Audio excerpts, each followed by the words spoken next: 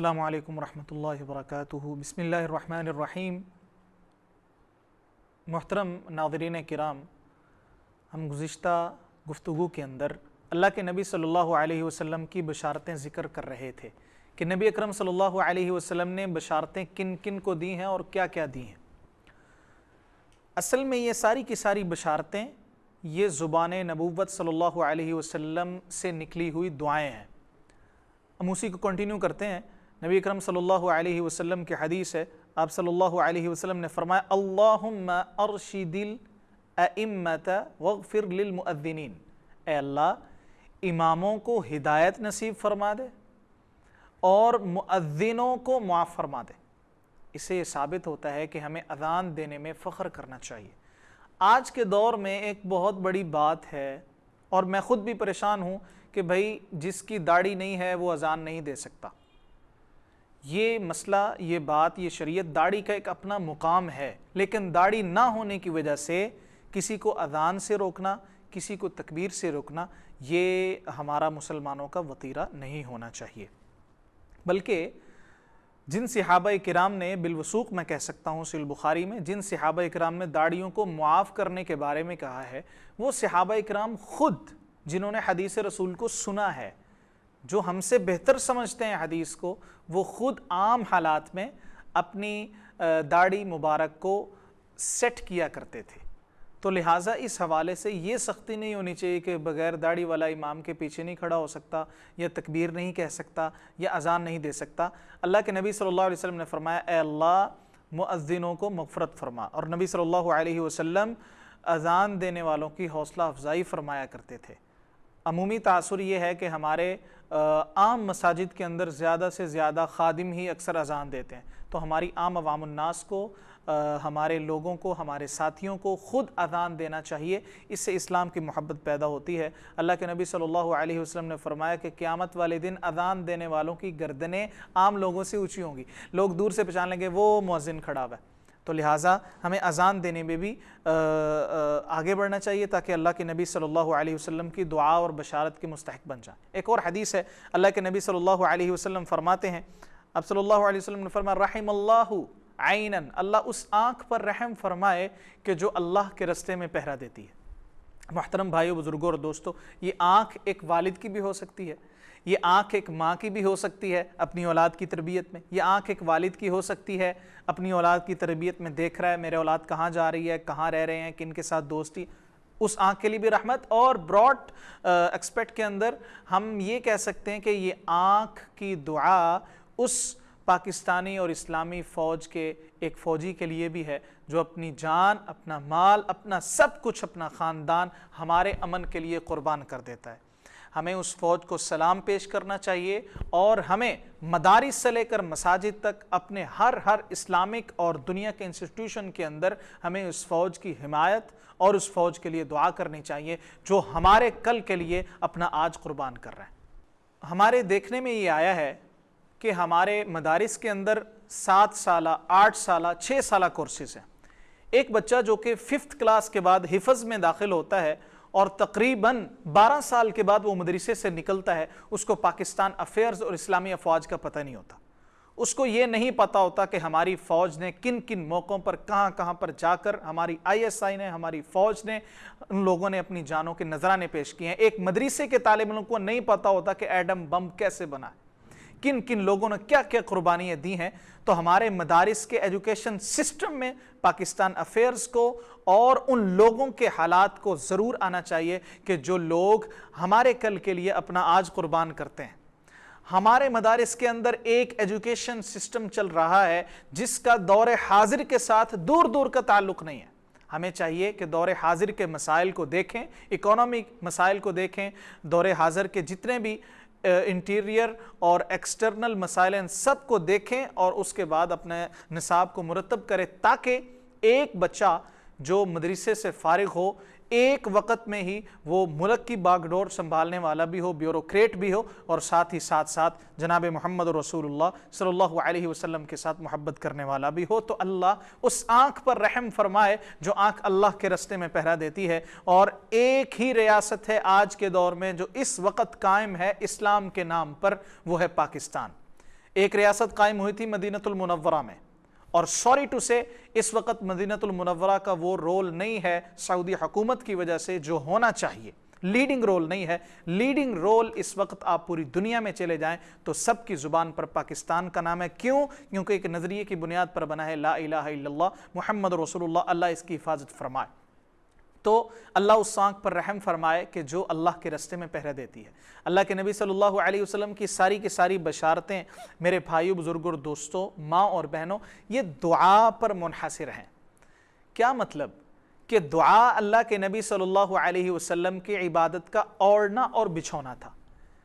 عام تاثر دیکھنے میں آیا ہے کہ ہمیں 5 نمازوں کا ٹائم ہمارے پاس ہے، ہمارے پاس عبادات کا ٹائم ہے، ہمارے پاس کاروبار کا ٹائم نہیں، لیکن دن میں 1 گھنٹہ دعا کا ٹائم نہیں ہے۔ حالانکہ اللہ کے نبی صلی اللہ علیہ وسلم فرما رہے ہیں الدعاء هو العبادہ، اصل میں دعا ہی عبادت ہے۔ دعا کو ایک سازش کے تحت ہماری زندگیوں سے نکال دیا گیا ہے۔ جب تک دعا رہی اس وقت تک مدرسہ نظامیہ بغداد، اس وقت تک جامعہ مسجد قرطبہ، جب تک دعا رہی اس وقت جامعہ ازہر مصر، یہ لوگ ابو القاسم زہراوی، ابن الہیثم، علامہ خطیب بغدادی اور البیرونی، الکندی جیسے لوگ پیدا کرتے رہے۔ جب دعا ختم ہو گئی اور دعا ہم نے اللہ سے مانگنا چھوڑ دیا، مادی وسائل پر صرف انحصار کر لیا، اس وقت سے ہمارے پروڈکشن یونٹس بالکل فیل ہو چکے ہیں کہ ابو القاسم زہراوی the first surgeon of the world کو دوبارہ اس دنیا میں انٹروڈیوس کروائیں۔ ان لوگوں نے جو یورپین ہیں، جو مغرب ہیں، انہوں نے اپنے علم کو بچانے کے لیے ہزاروں قربانیاں دی ہیں، انہوں نے اپنے ایک ایک کتاب کو بچایا ہے۔ مسلمانوں، میں اور آپ نے جامعہ قرطبہ کی یونیورسٹی کی کن بکس کو بچایا ہے؟ ہم نے بغداد کے اندر 6 لاکھ بکس گنوا دی، ہم نے استنبول کے اندر، ہم نے کہاں کہاں پہ ہمارے مسلمانوں کے میوزیم کے اندر، ہمارے لائبریریز کے اندر لاکھوں بکس تھی دنیا کے ہر علم پر، ہم نے وہ کہاں کی؟ ہم نے ساری ان کے ہاتھ میں دے دی۔ اس لیے اقبال فرماتے ہیں کہ مگر وہ علم کے موتی کتابیں اپنے آبا کی، جو دیکھیں ان کو یورپ میں تو دل ہوتا ہے سہ پارا۔ محترم بھائی، بزرگوں اور دوستوں، ہمیں دعا کو لازم پکڑنا چاہیے، کیونکہ دعا بشارت ہے۔ اللہ کے نبی صلی اللہ علیہ وآلہ وسلم اسلام کی پہلی جنگ جیتی ہے تو دعا کی بنیاد پر، اور آخری جنگ جو حضرت عیسیٰ اور یاجوج ماجوج کے درمیان ممکن ہوگی، حضرت عیسیٰ دعا فرمائیں گے، اللہ تعالیٰ اس یاجوج ماجوج کو ختم فرما دے گا۔ یعنی کہ اسلام کی ابتدا بھی دعا کے ساتھ ہے، اسلام کی انتہا بھی دعا کے ساتھ ہے۔ ہر نبی نے دعائیں کی ہیں، 80 سال دعائیں کی ہیں، لہٰذا ہمیں دعا کو لازم پکڑنا چاہیے۔ اللہ کے نبی جناب محمد رسول اللہ صلی اللہ علیہ وآلہ وسلم فرماتے ہیں ادعوا اللہ وانتم موقنون بالاجابہ، اللہ سے دعا کرو اس طرح کہ تمہیں اس کے قبول ہونے کا یقین ہو جائے۔ نبی رحمت جناب محمد رسول اللہ صلی اللہ علیہ وآلہ وسلم فرماتے ہیں کہ جو شخص اللہ سے دعا کرتا ہے، اللہ تعالیٰ اس بندے پر اپنی رحمت کو نازل فرما دیتا ہے۔ اللہ کے نبی صلی اللہ علیہ وآلہ وسلم فرماتے ہیں، بڑی پیاری حدیث ہے، آپ صلی اللہ علیہ وسلم فرماتے ہیں ان اللہ حی کریم، اللہ تعالیٰ زندہ ہے، کریم ہے، وَيَسْتَحْيِي، اور اللہ کو اس بات سے شرم آتی ہے کہ اس کا کوئی بندہ اللہ سے دعا کرے اور اللہ اس کے ہاتھوں کو خالی لوٹا دے۔ اللہ کو اس بات سے حیا آتی ہے۔ تو لہٰذا ہم گناہگار سہی، ہم سیاکار سہی، لیکن ہمیں اپنی زندگیوں میں دعا کو ضرور لانا چاہیے۔ دعا نے کیا کچھ کیا ہے؟ دعا نے لوگوں کی زندگیوں کو تبدیل کر دیا ہے، دعا نے لوگوں کو جنت کے اعلیٰ مقام پر پہنچا دیا ہے۔ قرآن مجید کے اندر سورۃ الفرقان کے آخری رکوع میں عباد الرحمن کا ذکر ہے۔ رحمان کے بندے نماز پڑھتے ہیں، روزہ رکھتے ہیں، رحمان کے بندے حقوق العباد، حقوق اللہ کا خیال رکھتے ہیں۔ آخر میں ہیں رحمان کے بندے وہ ہیں جو اپنے گھر والوں کے لیے اور اپنی اولاد کے لیے دعا کرتے ہیں۔ اور اللہ کے نبی صلی اللہ علیہ وسلم کو حکم فرمایا قل، اے نبی آپ فرما دیں کہ آپ کی یہ ساری عبادات ہوتی، نماز، روزہ، حج، جہاد، زکوٰۃ، سب کچھ ہوتا، لیکن دعا نہ ہوتی تو اللہ آپ کی کبھی پرواہ نہ کرتا۔ لہٰذا دعا کو لازم اپنائیے، کیونکہ یہ بشارت ہے جناب محمد رسول اللہ صلی اللہ علیہ وآلہ وسلم کی طرف سے۔ دعا نے کیا کچھ کیا ہے اس بارے میں ایک واقعہ ہے، مختصراً عرض کرتا ہوں، صحیح بخاری کے اندر حدیث ہے۔ اللہ کے نبی صلی اللہ علیہ وسلم نے فرمایا بنی اسرائیل میں ایک بادشاہ تھا اور وہ شرک کی دعوت دیتا تھا۔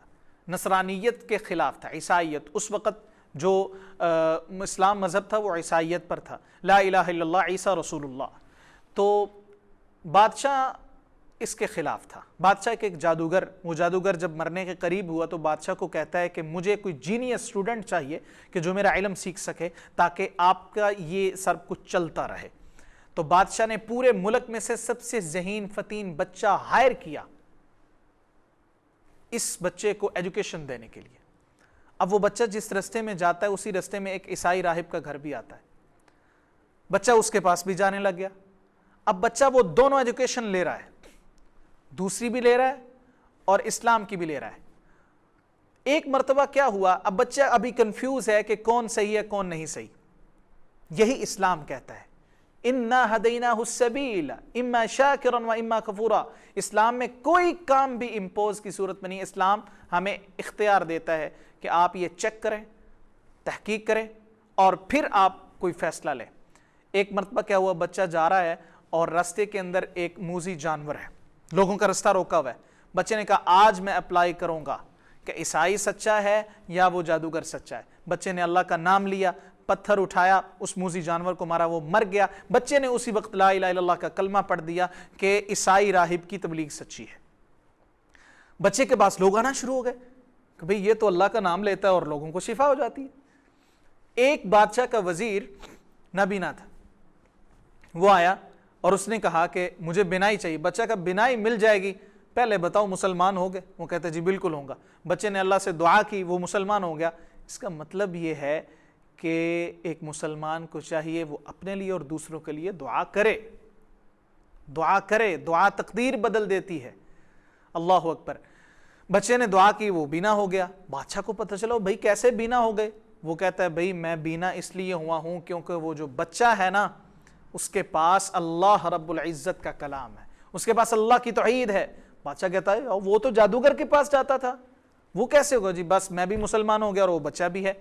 بادشاہ نے اس بچے کے سامنے ان کے ٹیچر عیسائی راہب اور اس وزیر کو درمیان سے چیر دیا۔ اس لیے اللہ کے رسول صلی اللہ علیہ وسلم نے فرمایا میرے صحابہ پریشان نہ ہوا کرو توحید کی تبلیغ کی وجہ سے۔ کیوں؟ کیونکہ آپ سے پہلے کچھ لوگوں کو آروں کے ساتھ چیر دیا گیا تھا لیکن اللہ کا نام لینا نہیں چھوڑا تھا۔ بچہ نہیں ڈرا۔ بادشاہ نے کہا کہ اس کو لے جاؤ اور جا کر کے پہاڑ سے نیچے پھینک دو۔ فوج لے کر گئی، بچہ پہاڑ کے اوپر ہے۔ جیسے ہی پہاڑ کے اوپر پہنچا بچے نے دعا کی، اللہم اکفنی بما شئت وکیف شئت، اے اللہ میرے پاس وسائل نہیں، اسباب نہیں، مددگار نہیں، کوئی بھی دنیا کا انسان میرے ساتھ نہیں، اللہ تو ہی ہے۔ پہاڑ ہلا، سارے فوجی زمین میں غرق۔ بچہ پھر بادشاہ کے دربار میں۔ بادشاہ کہتا ہے مرے نہیں؟ میں نہیں مرا۔ وہ کہتا ہے اس کو لے جاؤ سمندر میں پھینک دو۔ سمندر میں گئے، بچے نے پھر اللہ سے دعا کی، یا اللہ کچھ بھی نہیں صرف تو ہے، کچھ بھی نہیں صرف تو ہے۔ جنگیں ایمان کی بنیاد پر جیت جاتی ہیں، فتحیں اللہ تعالیٰ ایمان کی بنیاد اور دعا کی بنیاد پر دیتا ہے۔ بچے نے دعا کی یقین کے ساتھ، اور دعا کے الفاظ کیسے ہیں؟ اے اللہ مجھے ان سے بچا لے اور مجھے نہیں پتا کیسے بچانا ہے، بس بچا لے۔ کتنے پیارے سادہ سے الفاظ۔ کشتی الٹی، سارے فوجی سمندر میں غرق، بچہ پھر بادشاہ کے دربار۔ بادشاہ کہتا ہے مرے نہیں؟ وہ کہتا ہے نہیں مرا۔ وہ کہتا ہے ایک ہی طریقہ ہے مجھے مارنے کا۔ کیا طریقہ ہے؟ کہ آپ میرا تیر لو، میرے ترکش میں سے تیر لو اور جو میں کہوں وہ نام لے کے مجھے مارو، میں مر جاؤں گا۔ تیسری شرط یہ ہے کہ میرے مرتے وقت پورے شہر کو اکٹھا کرو۔ بچہ تبلیغ کرنا چاہتا تھا، مرنے کا دن آیا، بادشاہ نے بچے کا تیر یہ پڑا، اے بچے میں تجھے تیرے رب کا نام لے کے مارتا ہوں۔ بچہ مر گیا لیکن لوگوں کو بتلا گیا کہ یہ بادشاہ بھی محتاج ہے اللہ رب العزت کا۔ سارے کے سارے مسلمان ہو گئے۔ بادشاہ نے کھائیں کھدوائیں اور ان میں ان لوگوں کو ڈالا۔ ایک ماں ہے، پاس بچہ ہے، آگ میں جانے لگتی ہے۔ بچہ بول کے کہتا ہے تاریخ اسلام کے اندر اور دنیا کی تاریخ کے اندر 4 بچے صرف بولے، ان میں سے ایک یہ بھی ہے جو صحیح حدیث سے ثابت ہے۔ اللہ کے رسول صلی اللہ علیہ وآلہ وسلم فرماتے ہیں ماں کود گئی کیونکہ بچے نے کہا تھا کہ یہ آگ نہیں، یہ گلزار ہے۔ اسی وجہ سے قرآن مجید میں سورۃ البروج ایک سورت نازل ہوئی ہے۔ تو دعا تقدیر بدل دیتی ہے، دعا اس وقت ساتھ دیتی ہے جب دنیا مخالف ہو جائے۔ قرآن مجید میں ایک آیت ہے، وہ آیت بیان کر کے اپنی بات ختم کرتے ہیں۔ اس سے ریلیٹڈ ایک واقعہ انشاءاللہ وہ نیکسٹ ٹاپک میں ہم بیان کریں گے۔ اَمَّن يُجِيبُ الْمُضْطَرَّ إِذَا دَعَاهُ۔ 20ویں سپارے کے اندر اللہ تعالیٰ فرماتے ہیں وہ کون ذات ہے کہ جو مجبور کی دعا کو سنتا ہے؟ وہ کون ذات ہے جو دعا کو سن کر اور پھر ان کی بیماری کو دور کر دیتا ہے، ان کی تکلیف کو دور کرتا ہے؟ وہ کون ذات ہے جو ان کی دعا کی وجہ سے ان لوگوں کو حکومت عطا فرماتا ہے؟ دعا ایک مجبور کے لیے کیا ہوتی ہے؟ امام ابن کثیر رحمہ اللہ اس زمن میں واقعہ بیان کرتے ہیں۔ وہ واقعہ کیا ہے؟ انشاءاللہ اس دعا کے ساتھ ہم اس بات کا اختتام کرتے ہیں کہ اللہ تعالی ہماری دعاؤں کو قبول فرمائے۔ دعا کرنے کے آداب کیا ہیں اور دعا کیسے کرنی چاہیے، اور امن یجیب المضطر اذا دعاہ، مجبور کی دعا اللہ کیسے سنتا ہے، انشاءاللہ آئندہ ذکر کیا جائے گا۔ امید ہے کہ آپ اس خیر خیر میں ضرور حصہ لیں گے، اور اس کو دوبارہ ہمارا کوئی لالچ نہیں ہے، مقصد صرف یہ ہے کہ وہ مسائل جو امت میں مفقود ہو چکے ہیں، علماء نے فرقہ پرستی، مسلک پرستی کی طرف پوری عوام الناس کو لگا لیا ہے، ہمیں ان مسائل کو سامنے لے کے آنا ہے تاکہ لوگ اصل دین کے ساتھ اس کی طرف آئیں اور دین اسلام سے فائدہ حاصل کریں۔ اللہ تعالیٰ میرے گناہوں کو معاف فرمائے، اللہ تعالیٰ قبول فرمائے۔ استغفر اللہ لی ولکم ولسائر المسلمین، والحمد للہ رب العالمین، والسلام علیکم ورحمۃ اللہ وبرکاتہ۔